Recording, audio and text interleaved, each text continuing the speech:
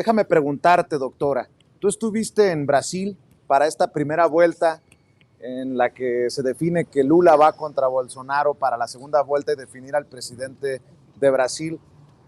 ¿Percibes más o menos este actuar de la fuerza conservadora allá como la estamos viendo también en México? No, pues la verdad ahí está peor, ¿eh? Buena onda. No los quiero preocupar, pero sí realmente es muy interesante lo que pasa allá y evidentemente yo como iba en una misión académica, pues tenía un perfil mucho más amplio donde la elección pues es parte de lo que me tocó, coincidió con mi estancia, pero la verdad es que el discurso está muy polarizado de verdad, pero si hay un discurso, por ejemplo, ahí la derecha sí dice abiertamente este discurso fascista que se repite en Italia, que se repite evidentemente en Brasil, en ayer la esposa de Bolsonaro en un discurso muy sentido, muy fuerte, Michelle Bolsonaro decía, no, la mujer está hecha para acompañar a su marido y ser esa que es parte de un proyecto que el Señor tiene por delante, ¿no? Y que además están inspirados por Dios, la parte que tiene que ver con un voto evangélico. Pero hay otro voto que es mucho de perfil empresarial que está de acuerdo con una medida, las medidas que esa derecha extrema también postula, ¿no? O sea, la idea esta del supuesto, bueno, pues lo que ya sabemos, ¿no? Muy claramente, este supuesto de que la riqueza se va a desbordar y en algún momento le tocará a todos, cosa que también ya sabemos que la extrema desigualdad no permite. Entonces, no permite y acumula. Entonces, no, yo sí te diría que en México estamos muy a tiempo de entender que esto no es un ambiente polarizado, es un ambiente politizado, porque en realidad tenemos una oposición que es minoría y que tiene un discurso muy ambiguo. Tampoco es que lo que decía yo hace rato, no es que sepamos qué proponen, simplemente es mencionar cada 3 minutos al presidente, el nombre del presidente, y la otra es, está mal, está mal, está mal, pero nunca nos han dicho qué estaría bien o en todo caso, hacia qué apuntarían si como propuesta de gobierno, vamos, que ahora se están proponiendo para eso hacia el 2024. Entonces yo sí te diría que en Brasil lo que yo percibo es que hay un ambiente de un discurso público donde hay propuestas muy visibles, unas con las otras y al mismo tiempo muy matizadas, porque sí quiero también decirles algo que creo que es importante. Desde México de repente vemos, bueno, al monstruo de la derecha extrema, pues sí, tiene cosas horrorosas, pero si ganó, ganó democráticamente en su momento, ¿eh? Ahora yo creo que no tiene esa oportunidad. Esperemos eso de parte mía. Y la otra parte es la izquierda, que tampoco lo es del todo, en el sentido de que esa izquierda de Lula ya ha gobernado y nunca ha tenido la mayoría que le permita moverse de una manera tan fluida como en su momento la tuvo aquí el gobierno actual. Y además, si llega a vencer, es también porque está haciendo muchas alianzas que lo mueven de una manera muy hacia el centro. Les diría yo que de repente es como si López Obrador negociara con mí, ¿no? Así de repente. Y esa fuera ahora la propuesta para poder llegar al poder. Entonces, sí hay una parte en que tenemos que tener muy claro que eso de izquierda a derecha, o como lo vemos desde México en una geografía electoral, que de repente creemos que ahí están los extremos totales, lo están, pero con una cantidad de matices mucho más complejos que valdría la pena aprender muchísimo del caso brasileño para no repetir, pero también al mismo tiempo para poder tomar esa mesura y entender que sinceramente la tenemos mejor acá, porque aquí sí hay un discurso muy claro, una propuesta muy clara y una ambigüedad de la oposición, que es parte de lo que le criticamos a esta oposición desdibujada, ¿no? Así es, y lo que sí hay que advertir es que no cesarán los embates de los conservadores porque ahora se viene la lucha por el INE, dicen ellos, hasta comunicado de prensa del PAN y de Marco Cortés que lo circula en redes sociales, doctor, porque el PAN no ha podido con este tema de las Fuerzas Armadas detener que las Fuerzas Armadas se mantengan en labores de seguridad hasta el 2028. Una derrota para el conservadurismo, una victoria para el presidente y sus aliados, pero ahora se viene el tema de la reforma electoral y dicen ellos el salvar al INE. Y ya desde ahí vamos hablando de la lucha de narrativas, doctor. Que el PAN quiera defender a Lorenzo Córdoba y su camarilla. Que pudiéramos extenderlo, si quieres, haciendo un esfuerzo a la defensa del INE. Hay que recordar que el INE, sobre todo para los más jóvenes, pues que el INE en realidad sustituyó al IFE, Instituto Federal Electoral, cómplice del fraude electoral más documentado de la historia, que fue el fraude en las elecciones presidenciales del 2006, donde recordarán que uno de los proveedores de servicios informáticos para el IFE era un familiar de uno de los candidatos al que impusieron, a Felipe Calderón. Pues ¿cómo no van a defender Marco Cortés y el PAN? No pueden ganar a la buena. Su única manera de ganar es hacer fraude y tener de su lado al árbitro. No porque les interese la democracia. Su propia actitud ante la estrepitosa derrota en 2018 y que se ha prolongado a 2021 y que los ha llevado a ser un mini partido, aunque arriba del PRI, arriba del PRD, pues es porque no se dan cuenta que en la realidad ya los vimos gobernar. Y Vicente Fox y el PAN gobernaron tan mal entre 2000 y 2006, y ellos lo saben, que por eso hicieron fraude electoral en 2006 con la complicidad del IFE. El IFE y el TRIFE, que ya no existe ninguno de los dos, fueron, por un lado, el órgano electoral cómplice del fraude y por otro lado, el tribunal cómplice del fraude. Bueno, ¿ellos qué quieren? ¿Qué quiere el PAN?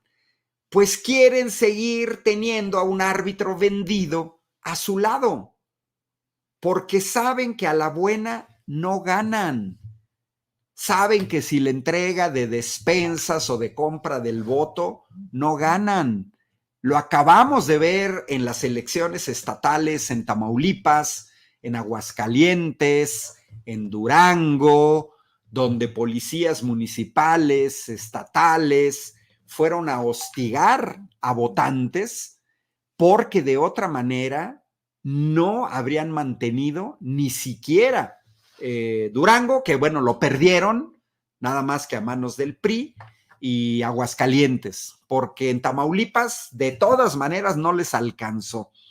Entonces, esa es una cuestión en el que el PAN le apuesta, no les interesa, les entra por aquí, les sale por acá los excesos de gastos del señor Lorenzo Córdoba y de los 11 consejeros, porque viven como reyes. Se creen funcionarios de los Emiratos Árabes Unidos, de Dubái, de Arabia Saudita. Se creen jeques, se creen sudafricanos dueños de minas de diamantes.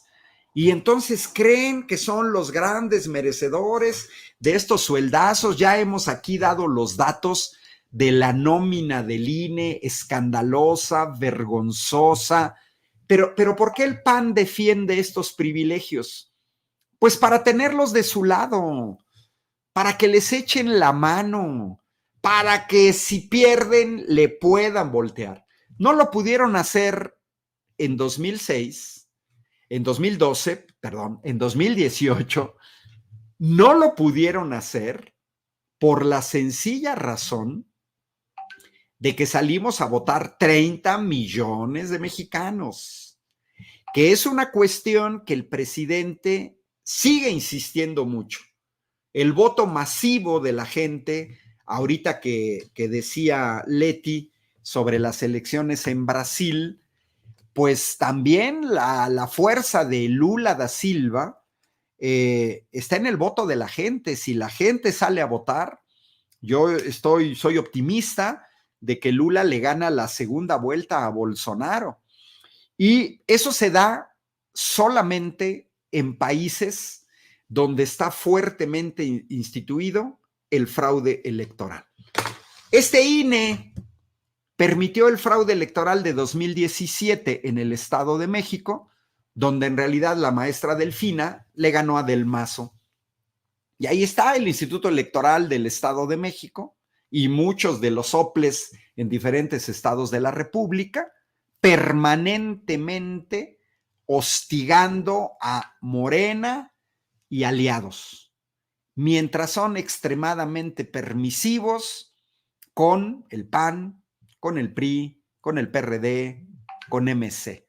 Entonces, pues yo creo que no me sorprende, el PAN lo va a seguir haciendo. Hay ya una cuestión de principio, un poco de talibanes. Decía ahorita Leti justamente, pues el mundo no es blanco y negro. Entre el blanco y negro hay una enorme cantidad de matices, una enorme cantidad de grises, prácticamente un número infinito de grises, más blanco, más oscuro, a la mitad del 50%, pero de ahí en fuera son muchísimos matices. Entonces, en este caso, la derecha mexicana, pues ya la vimos gobernar, ya ellos saben que fueron un fracaso.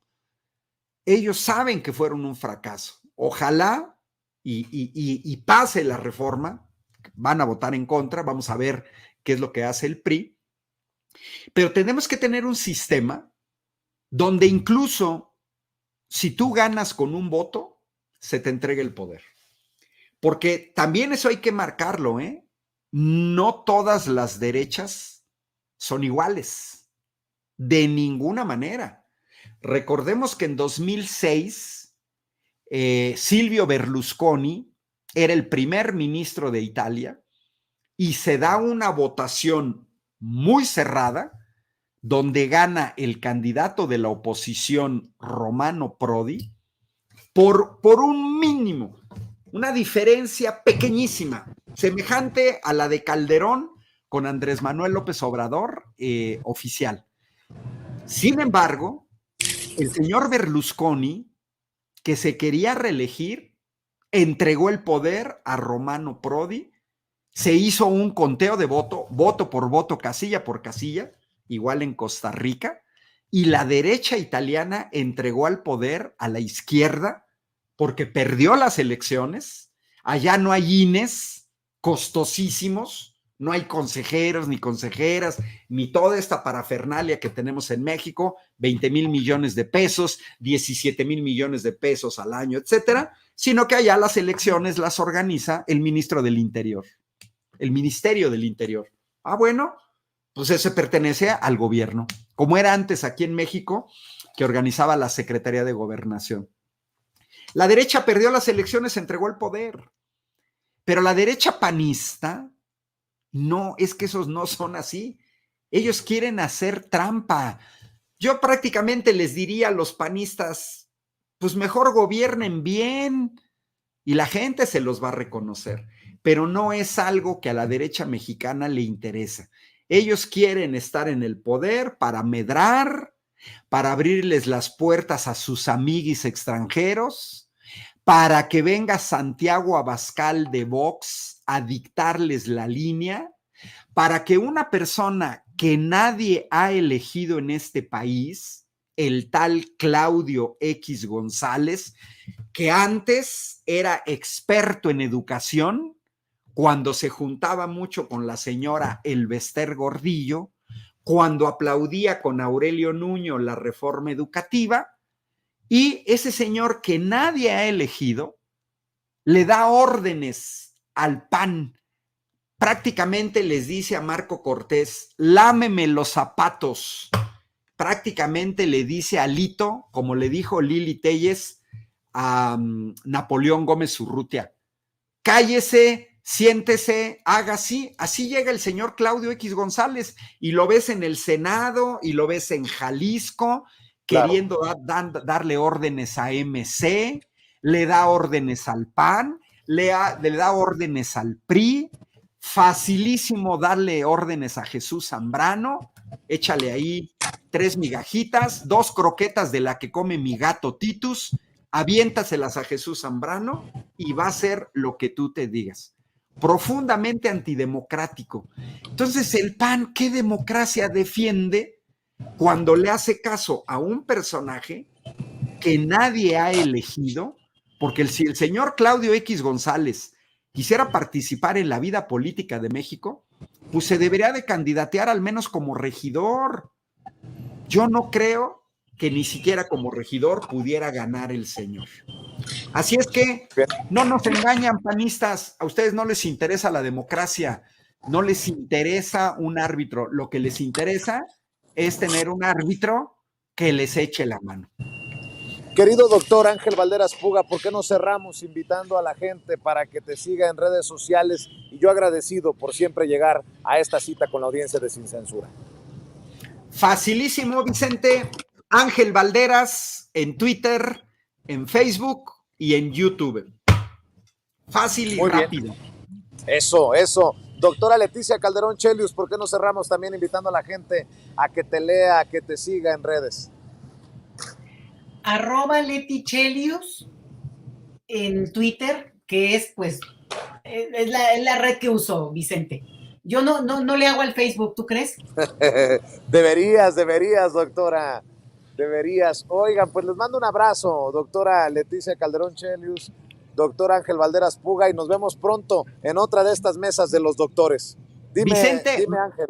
Un aviso, mañana voy a estar en el Zócalo, en la Feria del Libro. Vamos a estar hablando de litio a las 7:30 de la tarde en la Feria del Libro en el Zócalo.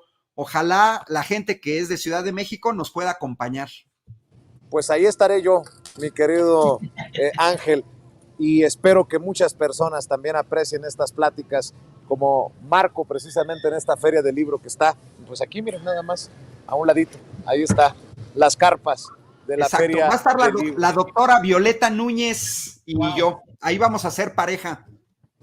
Pues qué delicia, los vamos a estar apoyando, les mando un abrazo, nos vemos pronto, doctora, cuídense mucho, buenas noches. Y bueno, seguimos avanzando